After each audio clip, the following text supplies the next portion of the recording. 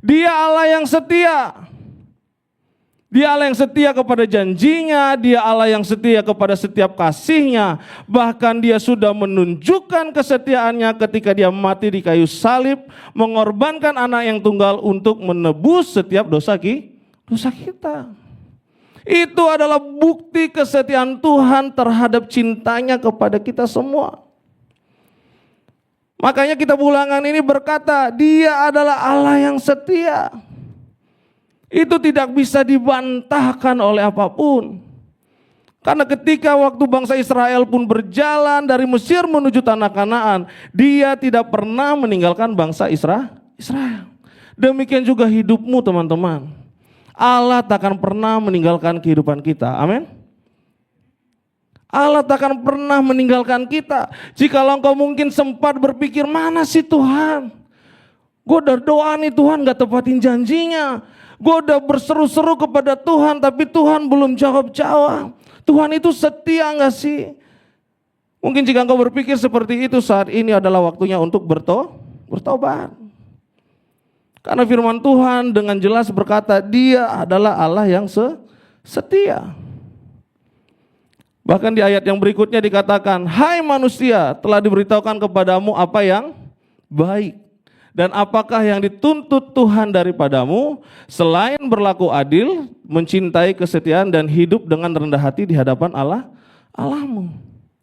Jadi ketika kita mengetahui bahwa Allah yang kita sembah, Allah yang kita layani, Allah yang selalu kita yakini dan kita percaya adalah Allah yang setia, maka anak-anaknya yang percaya kepada Tuhan harus memiliki kesetiaan dalam hidupnya. Kesetiaan itu harus jadi karakter dalam kehidupan kita.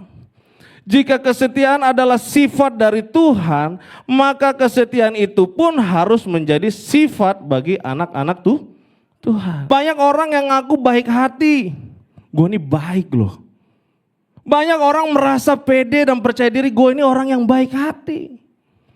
Tapi yang menjadi pertanyaan, baik hati ternyata nggak cukup. Firman Tuhan bilang, tapi orang yang setia siapakah yang menemukannya? Karena apa? Karena mendapati karakter orang yang setia saat ini sangat menjadi sesuatu yang berharga. Kesetiaan itu menjadi hal yang berharga, teman-teman. Karakter kesetiaan itu menjadi sesuatu yang nilainya mahal. Kesetiaan merupakan karakter atau nilai hidup yang mahal.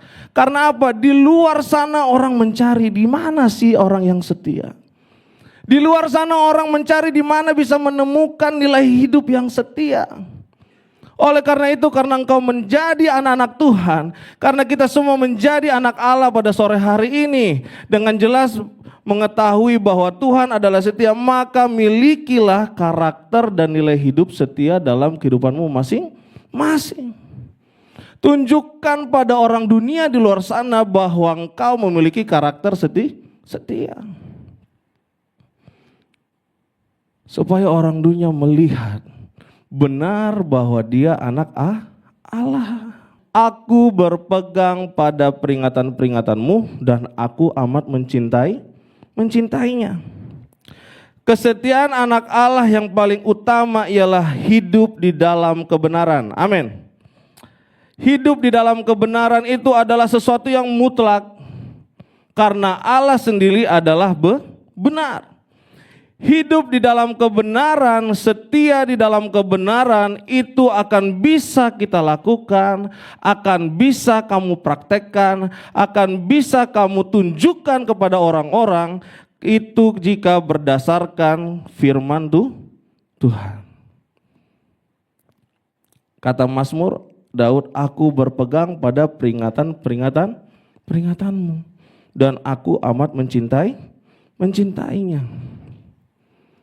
Ketika kita berkata, aku ingin memiliki karakter yang setia, aku ingin memiliki nilai hidup yang setia, maka hidupmu harus dibawa ke dalam yang namanya hidup dalam kebenaran. Karena nggak mungkin orang yang setia memiliki karakter seperti karakter Allah, tapi hidup di luar kebenaran.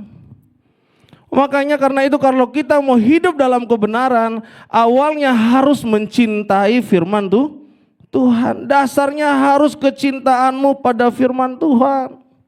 Seperti yang dikatakan Mazmur, aku berpegang pada peringatan-peringatanmu dan aku amat mencintainya.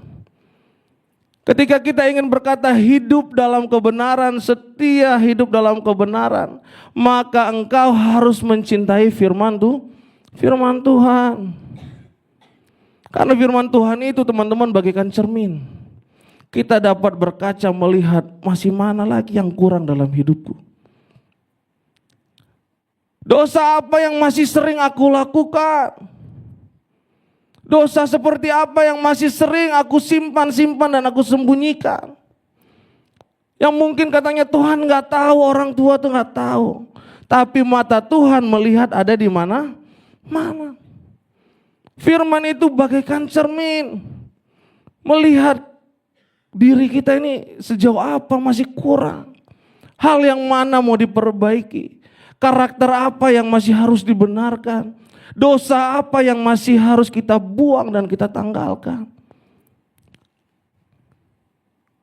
Itulah yang namanya setia dalam kebenaran. Firman Tuhan itu harus kita cintai. Firman Tuhan itu harus kita senangi. Gak bisa kita bilang hidup dalam kebenaran tapi kita tidak suka firman Tuhan. Makanya sore hari ini lihat sejauh mana hidupmu hidup dalam kebenaran. Coba lihat hidupmu, lihat tingkah laku yang mungkin sering kita lakukan. Sejauh mana kesetiaan kita dalam melakukan kebenaran. Sore ini menjadi introspeksi bagi setiap kita yang hadir, mau engkau masih sekolah, mau engkau sudah kuliah, sudah bekerja, lihat pada dirimu pada sore hari ini. Sejauh mana karakter kesetiaan kita hidup dalam kebenaran. Oleh karena itu teman-teman saya mau sampaikan, untuk melakukan sesuatu yang benar, itu kita juga perlu yang namanya suatu komunitas. Kita gak bisa berjuang sendiri mungkin, karena apa? Kekuatan kita ini terbatas. Kemampuan kita untuk berkata tidak kepada dosa itu mungkin terbatas. Engkau merasa, aduh om sulit rasanya om untuk nolak. Gak bisa. Setiap hari ketemu dia. Dia selalu nawarin, ngajakin, rayu. Makanya kita perlu yang namanya komunitas yang benar. Pergaulan yang buruk merusak kebiasaan yang baik. Jika engkau tahu teman-temanmu sepertinya memberikan pengaruh buruk, pengaruh tidak baik, membuat engkau rasanya sulit untuk bertahan dalam hidup benar, maka carilah komunitas yang sehat untuk membuat engkau bertumbuh dan hidup dalam kebenaran. Firman Tuhan sudah mengajarkan bahwa kita perlu komunitas. Komunitas yang sehat, yang membuat iman kita bertumbuh, yang membuat pengiringan kita semakin setia, dan membuat kita melayani Tuhan semakin sungguh-sungguh. Makanya cari komunitas itu di mana, adakah di gereja atau persekutuan rohani yang ada di kampusmu. Jangan engkau nyaman bersama teman-temanmu yang membuat engkau tidak tinggal dalam kebenaran. Engkau harus berani berkata tidak. Karena apa? Karena karakter kesetiaan itu harus kita miliki sebagai anak Tuhan. Amin. Harus kita miliki. Kau harus cari temanmu yang membuat engkau setia dalam Tuhan. Yang membuat imanmu semakin bertumbuh. Jika engkau merasa pertemananmu atau komunitasmu sepertinya tidak memberikan dampak yang baik, tinggalkan. Kesetiaan itu mendatangkan apa? Berkat Tuhan. Kesetiaan itu mendatangkan berkat Tuhan. Saya akan bacakan ayatnya di Ratapan 3. Tak berkesudahan kasih setia Tuhan, tak habis-habisnya rahmatnya, selalu baru tiap pagi besar kesetiaanmu. Ayat yang berikutnya, tetapi Tuhan adalah apa? Setia. Ia menguatkan hatimu dan memelihara kamu terhadap yang jahat. Jadi teman-teman, ketika engkau bertahan di dalam kesetiaanmu, engkau bertahan di dalam hidup untuk hidup benar, bahwa itu semua tidak akan menjadi sia-sia. Ketika engkau berjuang terus untuk hidup benar, engkau terus berjuang untuk bertumbuh di dalam iman, engkau setia melayani Tuhan, engkau setia di dalam belajarmu di sekolah ataupun di kampus, hal itu tidak menjadi sia-sia. Sekalipun engkau merasa orang tua saya enggak baik, papa mama saya enggak seperti yang saya harapkan. Tapi ketika engkau terus berjuang untuk mengasihi mereka karena engkau mengasihi Tuhan, engkau mengasihi mereka, maka hal itu mendatangkan kasih karunia. Amin. Tidak ada yang sia-sia di hadapan Tuhan. Semuanya pasti Tuhan perhitungkan. Ketika engkau hidup dalam kesetiaan, artinya engkau menunjukkan betapa besarnya Allah bekerja, memelihara dan memberkati hidupmu. Oleh karena itu milikilah kesetiaan. Karena itu menjadi karakter kita anak-anak Tuhan. Miliki kesetiaan yang terus hidup dalam kebenaran. Karena itulah yang dituntut Tuhan kepada anak-anaknya. Karena Dia Allah yang setia. Teruslah bertahan dalam kesetiaanmu, karena kesetiaan mendatangkan berkat Tuhan. Amin.